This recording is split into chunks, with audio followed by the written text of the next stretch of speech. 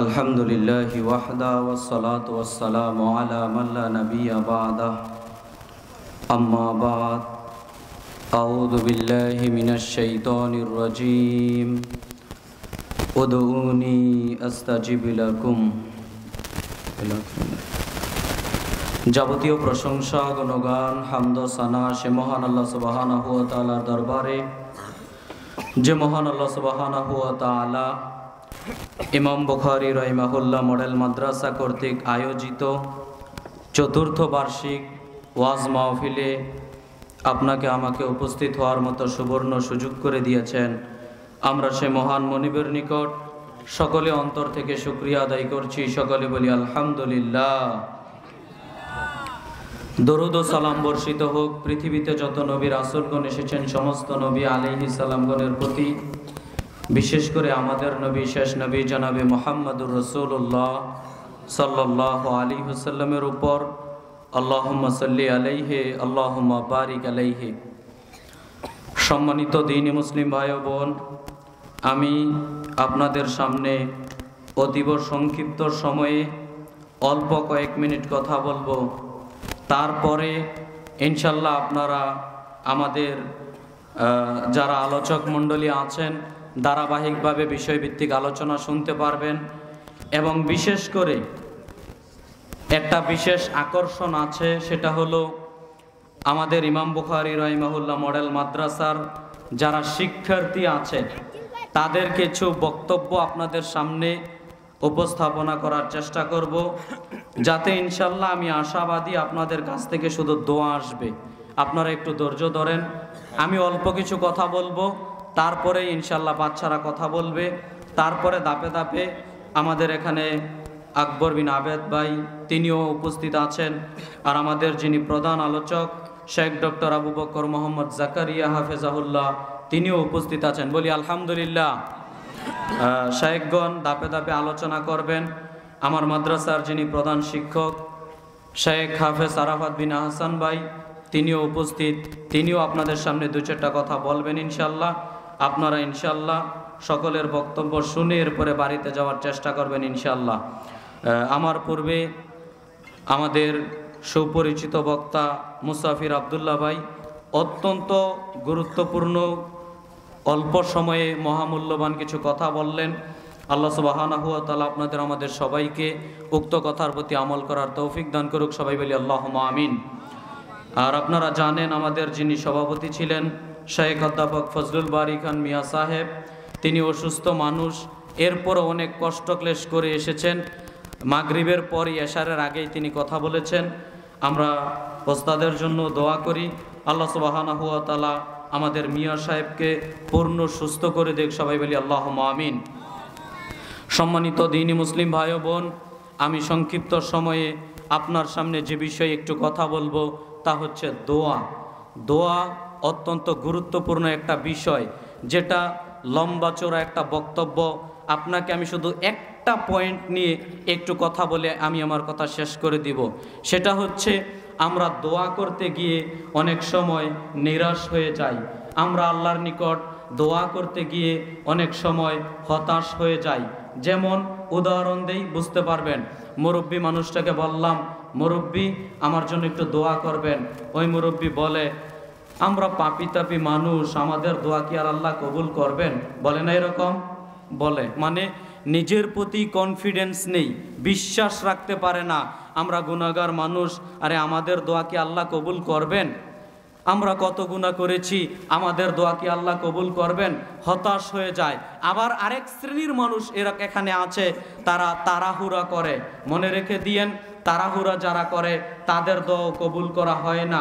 রাসূল সাল্লাল্লাহু আলাইহি ওয়াসাল্লামকে যখন জিজ্ঞাসা করা হয়েছিল আল্লাহ রাসূল তাড়াহুড়া কি, নবী সাল্লাল্লাহু আলাইহি ওয়াসাল্লাম এটার ব্যাখ্যায় বলেছেন যে মানুষ দোয়া করে আর বলবে কত দোয়া করলাম, আল্লাহ দোয়া কবুল করে না।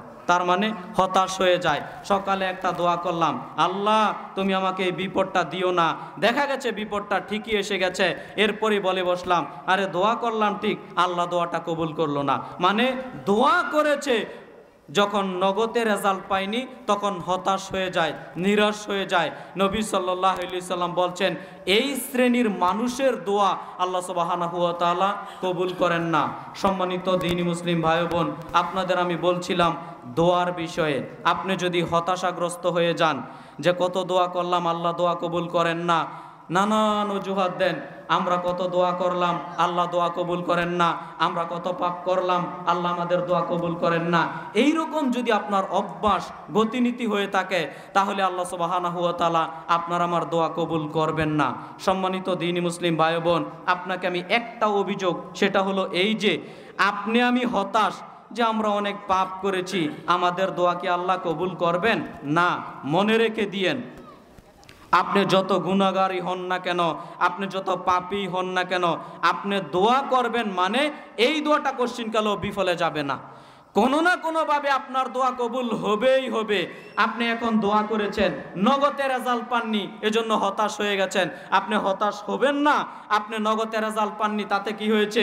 হতে পারে আজকে দোয়া করেছেন, আল্লাহ আগামীকাল একটা বিপদ, এই বিপদ থেকে তুমি উদ্ধার করো। দেখা গেছে ওই বিপদটা ঠিকই এসেছে, কিন্তু আল্লাহ সুবহানাহু ওয়া তাআলা আপনার দোয়াও কবুল করেছেন। আরে 2 বছর পরে একটা বড় বিপদ আসতো, ওই বিপদটা আপনার দোয়ার বদলাতে আল্লাহ মাফ করে দিয়েছেন। তার মানে দোয়া কবুল হয়েছে, আপনি নিজে বুঝতে পারলেন না, হতাশ হয়ে বসে আছেন। নইলে দোয়া করেছেন, দুনিয়াতে কোনো বেনিফিট পাবেন না বা পেলেন না, কিন্তু পরকালে আল্লাহ সুবহানাহু ওয়া তাআলা এই দোয়ার বদলাতে আপনাকে নাজাতও দিয়ে দিতে পারেন। সুবহানাল্লাহ। তার মানে দোয়া করবেন, এটা কোশ্চিনকালেও বিফলে যেতে পারে না। এ ব্যাপারে আমার একটা লিখনী আছে, সেটা হচ্ছে শয়তানের দোয়া কবুল হলে মুমিন কেন হতাশ? শয়তানের দোয়া কবুল হলে মুমিন কেন হতাশ? মুমিন ব্যক্তি কখনো হতাশ হতে পারে না, হওয়াটা উচিত নয়। কেন? আল্লাহ সুবহানাহু ওয়া তাআলা কোরআনুল কারীমের অসংখ্য জায়গায় বলেছেন যে বান্দা যখন দোয়া করবে আমি আল্লাহ তাআলা কবুল করে নিব। নবী সাল্লাল্লাহু আলাইহি সাল্লামের এরকম অসংখ্য হাদিস রয়েছে। নবী সাল্লাল্লাহু আলাইহি সাল্লাম বলেছেন, যেই ব্যক্তি আল্লাহর নিকট দোয়া করে না আল্লাহ তার প্রতি রাগ করেন। কয়েকটা হাদিস আপনার সামনে আমি সংক্ষিপ্তভাবে একটু অনুবাদ করার চেষ্টা করি। প্রথমে আপনাকে বলি, আল্লাহ সুবহানাহু ওয়া তাআলা পবিত্র কোরআনুল কারীমের সূরা মুমিন আয়াত নম্বর 60 আল্লাহ সুবহানাহু ওয়া তাআলা বলছেন, উদউনি আস্তাজিব লাকুম। আল্লাহ সুবহানাহু ওয়া তাআলা বলছেন, তোমরা আমাকে ডাকো, আমি তোমাদের ডাকে সাড়া দিব। আল্লাহ তাআলা পৃথিবীর সকল মানুষ ও পুরুষ নারীকে বলছেন, পৃথিবীর মানুষ তোমরা আমাকে ডাকো, আমি তোমাদের ডাকে সাড়া দিব। তার মানে আল্লাহ বলছেন, পৃথিবীর মানুষ তোমরা আমাকে ডাকো, আমি তোমাদের ডাকে সাড়া দিব। আর আপনি আমি বলছি না না না, কত ডাকলাম আল্লাহ শুনেন না। উল্টো হয়ে গেল না ভাই? আমরা পাপিতাবি মানুষ, আমাদের দোয়া আল্লাহ কবুল করেন না, উল্টো হয়ে গেল না? আল্লাহ বলছেন পৃথিবীর মানুষ তোমরা আমাকে ডাকো, ডাকলেই আমি সাড়া দেব। আপনি আমি হতাশ, আপনি আমি নিরাশ, কত ডাকলাম আল্লাহ সুবহানাহু ওয়া তাআলা আপনার আমার দোয়া কবুল করেন না। এই চিন্তা ভাবনা নিয়েই আপনি আমি বসে আছি, যার কারণে দিনরাত আপনি আমি আল্লাহর নিকট দোয়া করতে পারি না। দিনরাত আপনি আমি দোয়া করতে পারি না। এটা আপনার আমার নেচার, আপনার আমার গতিনীতি এরকম করা দরকার যে সব সময় আল্লাহর নিকট দোয়া করা। দোয়া করাতে কখনো কৃপণতা করবেন না। নবী সাল্লাল্লাহু আলাইহি সাল্লাম বলেছেন, আপনি তো, আমি যখন বললাম একটু দোয়া করবেন, আরেকজন ভাই যখন একটু দোয়া চাইলো, আপনি দোয়া করতে চান না যে তার জন্য দোয়া করব না, আপনি তার জন্য দোয়া করবেন। ফেরেশতারা আপনার দোয়া শুনে আমিন বলবে, আল্লাহ আগে আপনার জন্য কবুল করবেন, এরপরে ওই ব্যক্তির জন্য কবুল করবেন। কথা বুঝেন? আপনি বলবেন আল্লাহ ওই ব্যক্তিকে তুমি মাফ করো, ফেরেশতারা আমিন বলবে, আল্লাহ সুবহানাহু ওয়া তাআলা আপনাকে আগে মাফ করবেন, এরপরে ওই ব্যক্তিকে মাফ করবেন। তো দোয়া করলে কি লাভ না লস ভাই? অপরের জন্য দোয়া করলে লাভ না লস? অবশ্যই লাভ। কিন্তু কৃপণতা করি, আরেকজন ভাইয়ের জন্য দোয়া করতে চাই না। সারা দিন রাত শুধু গীবত বদনাম, এই করলো, এ ওই করলো, এ তুমুক করলো, ও কি কাজটা ঠিক করলো, অমুক করলো, তুমুক করলো, দিন রাত শুধু এমন ভাবে পার হচ্ছে। লাভটা কি ভাই? লাভটা কি ভাই? সম্মানিত দ্বীনি মুসলিম ভাই বোন, আমি আপনাদের কাছে আমি বিনীতভাবে অনুরোধ রেখে গেলাম, মানুষের পিছনে না লেগে মানুষের জন্য একটু পারলে দোয়া করিয়েন, নিজেরও উপকার হবে, আরেকজনেরও উপকার হবে ইনশাল্লাহ। আর মানুষের পিছনে যখন লাগবেন নিজেও ক্ষতিগ্রস্ত হবেন, ওই মানুষের দুর্নাম করে আপনি কি করবেন? আল্লাহ যদি উপরে কাউকে নিয়ে যায়, আপনি বদনাম করে, গীবত বদনাম করে কাউকে নিচে নামাতে পারবেন না। এই চিন্তাই মাথার মধ্যে আনিয়েন না যে তাকে আমি বদনাম করে তাকে আমি মাটির সাথে মিশিয়ে দিব না, কোশ্চিন কালো আপনি করিয়েন না। সম্মানিত দ্বীনি মুসলিম ভাই বোন, বরং আপনি গীবত বদনাম কারো বিরুদ্ধে করছেন মানে আপনার মান সম্মান আল্লাহর নিকট কমছে, আল্লাহর নিকট মান সম্মান কোশ্চিন কালেও বাড়ছে না। আপনি মনে মনে ভাবছেন আমি ওই ব্যক্তির নামে গীবত বদনাম করলাম, তার মানে মনে হয় আমি বিরাট বড় কিছু হয়ে গেলাম। না, এটা আপনি ভাবিয়েন না। আপনি যার কাছে বদনাম করছেন ওই দেখবেন 2 মিনিট পরে আপনার বদনাম করবে। আমি বলে গেলাম, আপনি যার নিকট আরেকজনের বদনাম করছেন ওই ব্যক্তি দেখবেন 2 মিনিট পরে আপনার বদনাম করবে। তো আপনি কার বদনাম কাকে শোনাতে চাচ্ছেন? সম্মানিত দ্বীনি মুসলিম ভাই বোন, এই নীতি থেকে ফিরে আসার চেষ্টা করেন। মনে রেখে দিয়েন একটা কথা, যখন কোনো ব্যক্তির নামে কোনো কথা বলবেন, যদি ভালো কথা হয় বলেন, নইলে চুপ থাকেন, তাহলে মুক্তি পেয়ে যাবেন। যদি ভালো কথা হয় বলেন, অমুক ব্যক্তির নাম আব্দুল্লাহ, আব্দুল্লাহ নামে আমি একটা কথা বলবো, আব্দুল্লাহর নামে যে আমি একটা কথা বলবো, এই কথাটা যদি ভালো হয়, কল্যাণকর হয়, তার প্রশংসামূলক হয়, তাহলে বলেন। আর যদি মনে করেন না এতে কোনো কল্যাণ নেই, তার বদনাম, তার অপমান, তার অন্য অন্য কিছু আছে, এই কথা আপনি বলিয়েন না, বললে নিজের ক্ষতি নিজেই করলেন। সম্মানিত দ্বীনি মুসলিম ভাই বোন, আমি বলছিলাম আল্লাহর নিকট বেশি বেশি দোয়া করার চেষ্টা করবেন, দোয়া করাতে কখনো কৃপণতা করবেন না। দেখেন আপনার সামনে আমি 2-1টা হাদিস বলি। মিশকাতুল মাসাবিহের মধ্যে পেয়ে যাবেন হাদিসটি, হাদিস নাম্বার 2238। আবু হুরায়রা রাদিয়াল্লাহু তাআলা আনহু বলেন, রাসূল সাল্লাল্লাহু আলাইহি সাল্লাম বলেছেন, মান লাম ইয়াসআলিল্লাহ ইয়াকযাবা আলাইহি। রাসূল সাল্লাল্লাহু আলাইহি সাল্লাম বলছেন, যেই ব্যক্তি আল্লাহর নিকট চায় না, যেই ব্যক্তি আল্লাহর নিকট দোয়া করে না, আল্লাহ তার প্রতি রাগ করেন। বুঝেন হাদিসের মর্ম কথা? নবী সাল্লাল্লাহু আলাইহি সাল্লাম বলছেন, মান লাম ইয়াসআলিল্লাহ ইয়াকযাবা আলাইহি, যে ব্যক্তি আল্লাহর নিকট কোনো কিছু চায় না, আল্লাহর নিকট দোয়া করে না, আল্লাহ আমার 10,000 টাকা প্রয়োজন, তুমি ব্যবস্থা করে দাও, আল্লাহ আমার এটা প্রয়োজন, তুমি ব্যবস্থা করে দাও, আল্লাহ আমার অমুক জিনিস প্রয়োজন, তুমি ব্যবস্থা করে দাও, যে আল্লাহর নিকট চায় না, নবী সাল্লাল্লাহু আলাইহি সাল্লাম বলছেন আল্লাহ ওই ব্যক্তির প্রতি রাগ করেন। আচ্ছা ভাই বলেন তো, নবী সাল্লাল্লাহু আলাইহি সাল্লাম বলছেন যেই ব্যক্তি আল্লাহর নিকট দোয়া করে না, আল্লাহ তার প্রতি রাগ করেন। আর আপনার আমার চিন্তা ভাবনা, কত দোয়া করলাম এরপরও আল্লাহ দোয়া কবুল করে না। মানে অভিযোগটা সরাসরি যেন আল্লাহকে দিতে চাই, অভিযোগটা যেন সরাসরি আল্লাহকে দিতে চাই। কোশ্চিন কালেও ভাই এরকম মন মানসিকতা, এরকম চিন্তা ভাবনা মনের ভিতর আনবেন না।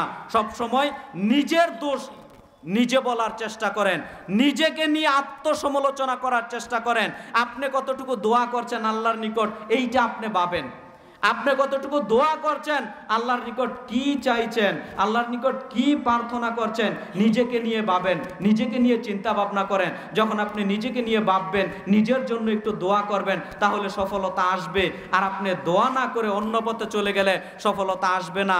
ওই শুধু হাই হুতাশ করতে পারবেন যে কত দোয়া করলাম, আল্লাহ দোয়া কবুল করবেন না। কখনো নিরাশ হবেন না।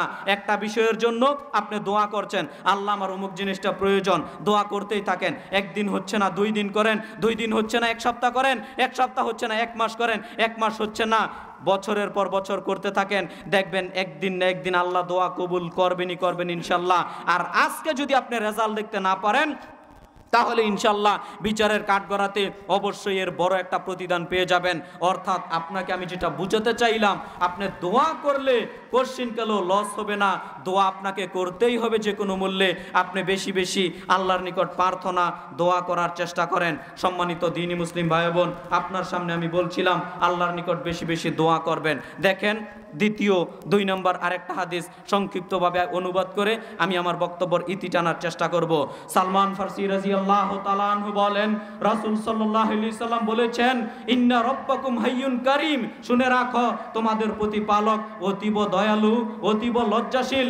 ইন্না রাব্বাকুম হাইয়ুন কারীম, শোনো তোমাদের প্রতিপালক অতীব দয়ালু, অতীব লজ্জাশীল। ওই দয়ালু আল্লাহর নিকট, ওই লজ্জাশীল আল্লাহর নিকট যখন কোনো মানুষ 2টা হাত তুলে দোয়া করে, আল্লাহ আমার এটা প্রয়োজন, তুমি আল্লাহ আমাকে এটা দান করো। যখন কোনো মানুষ 2টা হাত তুলে ভিক্ষার মতো বলে, আল্লাহ আমার এটা প্রয়োজন, তুমি দান করো, তুমি আমাকে এটা দাও। তোমাদের কোনো মানুষ যখন 2টা হাত তুলে আল্লাহর নিকট কোনো কিছু চায়, কোনো কিছু প্রার্থনা করে, আল্লাহ সুবহানাহু ওয়া তাআলা তার খালি হাত ফিরিয়ে দিতে আল্লাহ লজ্জা বোধ করেন। আল্লাহ লজ্জাবোধ করেন, আরে আমার বান্দাটা দুইটা হাত তুলে দোয়া করেছে, একাকী, সম্মিলিতভাবে নয়, একাকীভাবে আপনি দুইটা হাত তুলে আল্লাহর নিকট দোয়া করছেন, আল্লাহ আমার এটা প্রয়োজন, তুমি আল্লাহ আমাকে এটা দাও না। আল্লাহ, আল্লাহ তুমি যদি না দাও তো কে দিবে? আল্লাহ তুমি তো প্রতিপালক, তুমি রহমান, তুমি রহিম, তুমি গফুর, তুমি যদি না দাও আমাকে কে দিতে পারে? আল্লাহ তুমি দাও। তখন আল্লাহ সুবহানাহু ওয়া তাআলা ভাবেন, আরে এই বান্দা, এই নগণ্য বান্দাটা আমার নিকট দোয়া করছে, আমার নিকট ভিক্ষা চাইছে, আমার নিকট কোনো কিছু প্রার্থনা করছে, কি করে তার খালি হাত ফিরিয়ে দেই? আপনি দোয়া করবেন মানে আল্লাহ আপনার খালি হাত কশিন কালেও ফেরত দিবেন না, আল্লাহ আপনাকে কিছু না কিছু হলেও দিয়েই দিবেন ইনশাআল্লাহ। আপনাকে আমি কি বুঝাতে চাইলাম, এ ব্যাপারে লম্বা চূড়া অনেক হাদিস রয়েছে, আমি লম্বা চূড়া কথা বলবো না, তবে আপনাকে একটা মেসেজ দেওয়ার জন্য বললাম এই কয়েকটা কথা। সেটা হলো, আপনি দোয়া করাতে কখনো কৃপণতা করবেন না, আর নিরাশ হবেন না যে কত দোয়া করলাম আল্লাহ তো দোয়া কবুল করলেন না, এমন চিন্তা ভাবনা, মন মানসিকতা নিজের ভিতর রাখবেন না। একটা বিষয়ের জন্য দোয়া করছেন, বারবার আল্লাহর নিকট দোয়া করতেই থাকেন, আল্লাহ তুমি আমাকে এটা দাও, আল্লাহ তুমি এটা দাও। একাকীভাবে বলেন, ঘরের ভিতর একা একা বলেন, কান্নাকাটি করে বলেন, দুইটা হাত তুলে বলেন। দোয়া কবুলের যে সমস্ত স্থানগুলো রয়েছে, সময়গুলো রয়েছে, ওই সময়গুলোর মধ্যে বলেন, ইনশাআল্লাহ দেখবেন আল্লাহ সুবহানাহু ওয়া তাআলা আপনার দোয়া অবশ্যই কবুল করবেন, নিরাশ হবেন না। সম্মানিত দ্বীনি মুসলিম ভাই বোন, এ পর্যায়ে আমি আপনাদের সামনে যে কথাটা মূলত বলতে চাচ্ছি, আপনারা জানেন আমাদের মাদ্রাসা ইমাম বুখারী রাহিমাহুল্লাহ মডেল মাদ্রাসা, এই মাদ্রাসাকে আপনারা গ্রামবাসী আলহামদুলিল্লাহ ভালোবাসেন। এটা আমি কি করে বুঝি ভালোবাসেন? তার মানে এই এলাকার আশেপাশের যত মাতাইন, দক্ষিণ পাড়া বলেন, উত্তর পাড়া বলেন, এরপরে নোয়াগাঁও বলেন, আশেপাশের টেকপাড়া বলেন, খিদিরকান্দি, আলগাপাড়া, পাশের গ্রাম থেকে এসে আমার প্রতিষ্ঠানে লেখাপড়া করে, বলি আলহামদুলিল্লাহ। এরপরেও আপনাকে যদি আমি বলি, যারা জ্ঞানী গুণী মানুষ, যারা শিক্ষিত মানুষ, আপনি একটু খোঁজ করে দেখেন, ইনশাল্লাহ তাদের ছেলেরাই আমার এখানে পড়ে। ইনশাল্লাহ আমি এটা বলতে পারি, যারা সচেতন, যারা শিক্ষিত, আমি দেখতে পাই যে তাদের ছেলে মেয়েরা আমার এখানে লেখাপড়া করায়। এরপরেও আমি যে সমস্ত বাচ্চারা লেখাপড়া করে, তাদের সবার জন্য আপনাদের কাছে প্রাণ খুলে দোয়া চাই। আমাদের এখানে ছেলে এবং মেয়ে উভয় শাখা আছে, ছেলে এবং মেয়ে উভয় শাখা আছে। প্লে, নার্সারি 1, 2, 3, 4, এবছর 4 পর্যন্ত ভর্তি চলবে। আপনারা আপনাদের যাদের বাচ্চা ভর্তি করাতে চান, ইনশাল্লাহ এই যে ওয়াজের পর মঙ্গলবার থেকে আমাদের প্রতিষ্ঠান খোলা, 2 দিন বন্ধ থাকবে। আপনারা মঙ্গলবার থেকে আপনাদের সন্তানদেরকে ভর্তি করাতে পারেন, নিয়ে আসতে পারেন। ইনশাল্লাহ আমাদের ভর্তির কার্যক্রম চালু হয়েছে, অলরেডি কয়েকজন বাচ্চা নতুন বছরের জন্য ভর্তি হয়েছে। আপনারা জানলে খুশি হবেন, আমাদের ইমাম বুখারী রাহিমাহুল্লাহ মডেল মাদ্রাসায় এখন শিক্ষার্থীর সংখ্যা 80+, আলহামদুলিল্লাহ বলি। যখন শুরু করেছিলাম নতুন বছরে 17 জন না এরকম একটা সংখ্যা ছিল, তার মানে প্রত্যেক বছরই ধাপে ধাপে ছাত্র শিক্ষার্থীর সংখ্যা বাড়ছে। আমি আপনাদের বিনীতভাবে অনুরোধ করব, সামান্য বেতন, এটাকে অনেকে বাড়ি মনে করে, ভাই দিনে 10 টাকা 20 টাকা ছেলের পিছনে, মেয়ের পিছনে ওই মজা কিনে যায়, চিপস কিনে দেয়, ওইটাতে তোয়াক্কা করে না। আর মাস শেষে 200-100 টাকা বেতন, এইটা নিয়ে ভাবে আরে এত টাকা বেতন। সম্মানিত দ্বীনি মুসলিম ভাই বোন, শিক্ষার মান দিতে শিখেন। আমরা যখন বিভিন্ন জেলাতে যাই, আমাদের এতটা অঞ্চলে তো আহলে হাদিস সালাফি মানহাজের প্রতিষ্ঠানের অভাব নেই। আমরা যখন বিভিন্ন জেলাতে যাই, অনেক সময় দেখা যায় আশেপাশে 10 কিলোমিটারের ভিতরে কোনো সালাফি আহলুল হাদিস কোনো প্রতিষ্ঠানই নেই। কথা বুঝেন? 10 কিলোমিটারের ভিতরে কোনো সালাফি মানহাজের প্রতিষ্ঠানই নেই। কত কষ্ট ক্লেশ করতে হয়, তখন বুঝতে পারি বিষয়টা। আপনারা তো বাড়ির পাশে পেয়েছেন, এরপরও মূল্যায়ন করেন না। আমি আপনাদেরকে বিনীতভাবে অনুরোধ করব, আপনি আপনার সন্তানকে আমাদের প্রতিষ্ঠানে ভর্তি করাবেন। আপনি প্রথমে যাচাই করবেন, গিয়ে দেখবেন লেখাপড়া কীরকম হয়। লেখাপড়া যদি দেখেন মন মতো হয়, ভালো হয়, তাহলে দিয়েন, নইলে দিয়েন না। আমি জোর করব না যে আপনার ছেলেকে আপনি ভর্তি করান, আপনার মেয়েকে আপনি ভর্তি করান। আমি অনুরোধ রেখে গেলাম, আপনি একটু যাচাই বাছাই করবেন। আশেপাশে সব প্রতিষ্ঠানে ভালো লেখাপড়া হয়, আলহামদুলিল্লাহ, এটা আমরা বলতে পারি। তবে সব প্রতিষ্ঠান যাচাই বাছাই করে যদি মনে করেন ইমাম বুখারী রাহিমাহুল্লাহ মডেল মাদ্রাসায় আমার সন্তানকে ভর্তি করাতে পারি, তাহলে করাবেন। আর যদি মনে করেন না চলবে না, তাহলে করায়েন না, কোনো সমস্যা নেই। তবে আপনি যাচাই করিয়েন, এটা আপনার কাছে আমি অনুরোধ রেখে গেলাম। সম্মানিত দ্বীনি মুসলিম ভাই বোন, আমরা আরবি, বাংলা, অঙ্ক, ইংরেজি প্রত্যেকটা সাবজেক্টকে সমানভাবে গুরুত্ব দেওয়ার চেষ্টা করি। দেখা যাচ্ছে মাদ্রাসায় পড়লেই ইংরেজিতে দুর্বল থাকে, এটা আমরা কামনা করি না। মাদ্রাসায় পড়লে অঙ্কতে দুর্বল থাকবে, এটা আমরা কামনা করি না। মাদ্রাসায় পড়বে বাংলাতে দুর্বল থাকবে, এটা আমরা আশা পোষণ করি না। এজন্য প্রত্যেকটা সাবজেক্ট আমরা আলাদা আলাদাভাবে শিক্ষক নিয়োগ দিয়ে যথাযথভাবে তদারকির মাধ্যমে আমরা শিক্ষা প্রদান করার চেষ্টা করি। আল্লাহ সুবহানাহু ওয়া তাআলার নিকট এই দোয়াই করি, আপনাদের কাছেও দোয়া চাই। আমাদের এই ইমাম বুখারী রাহিমাহুল্লাহ মডেল মাদ্রাসার জন্য একটু প্রাণ খুলে দোয়া করবেন। কি দোয়া করতে কৃপণতা করবেন নাকি? একটু অন্তর খুলে দোয়া করবেন। আল্লাহ সুবহানাহু ওয়া তাআলা যেন আমাদের ইমাম বুখারী রাহিমাহুল্লাহ মডেল মাদ্রাসাটা কবুল করে নেন। সবাই বলি আল্লাহুম্মা আমিন। আমাদের মাদ্রাসার ইনশাল্লাহ আমরা সামনে জমি কেনার দিকে অগ্রসর হব। পাশে একটা জমি নিয়ে কথাবার্তা চলছে, আপনারা প্রাণ খুলে দোয়া করবেন আমরা যেন ওই জমিটা কিনতে পারি। এই ব্যাপারে আপনাদের কাছে সাহায্য সহযোগিতাও কামনা করি। আল্লাহ সুবহানাহু ওয়া তাআলা আপনাদের অর্থ সম্পদে বরকত দান করুক, আল্লাহুম্মা আমিন। আপনারা বিভিন্ন সময় অর্থ সম্পদ দান করেন, দেখা যাচ্ছে একটা বাৎসরে জলসা করি, আপনারা অনেক মানুষ আলহামদুলিল্লাহ দান করেন, সহযোগিতা করেন।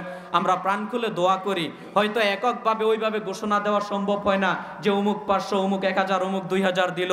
আমরা প্রাণভাবে আন্তরিকভাবে আপনাদের সবার জন্যই দোয়া করি। যারা 1 টাকা থেকে দান করা শুরু করেছেন সবার জন্যই দোয়া করি। আল্লাহ সুবহানাহু ওয়া তাআলা আপনাদের দানকে কবুল করুক, সবাই বলি আল্লাহুম্মা আমিন। আল্লাহ সুবহানাহু ওয়া তাআলা আপনাদের অর্থ সম্পদে বরকত দান করুক, আল্লাহুম্মা আমিন। এই বলে আমি আমার সংক্ষিপ্ত কথা ইতি টানছি। আল্লাহ সুবহানাহু ওয়া তাআলা আপনাদের আমাদের সবাইকে কবুল করুক, আল্লাহুম্মা আমিন। কেউ উঠবেন না, কেউ এটা ভাববেন না যে বাচ্চারা এখন কথা বলবে একটু ঘুরে আসি, না, একটা মানুষও উঠবেন না, এটা আমার বিনীত অনুরোধ থাকবে। বরং একটা বিশেষ আকর্ষণ থাকবে, আপনারা একটু শুনেন, ইনশাল্লাহ আশা করি তাদের জন্য দোয়া করবেন। আল্লাহ সুবহানাহু ওয়া তাআলা আপনাদের আমাদের সবাইকে কবুল করুক, সবাই বলি আল্লাহুম্মা আমিন। আমরা আল্লাহকে বলি, আল্লাহ আমরা যেমনভাবে এখানে উপস্থিত হয়েছি, আল্লাহ তুমি আমাদের প্রত্যেকটা মানুষের পাপগুলো মাফ করো, সবাই বলি আল্লাহুম্মা আমিন। সুবহানাকা আল্লাহুম্মা বিহামদিক আশহাদু আল্লা ইলাহা ইল্লা আনতা আস্তাগফিরুকা ওয়া আতুবু ইলাইক। আসসালামু আলাইকুম ওয়া রাহমাতুল্লাহ। আলহামদুলিল্লাহ।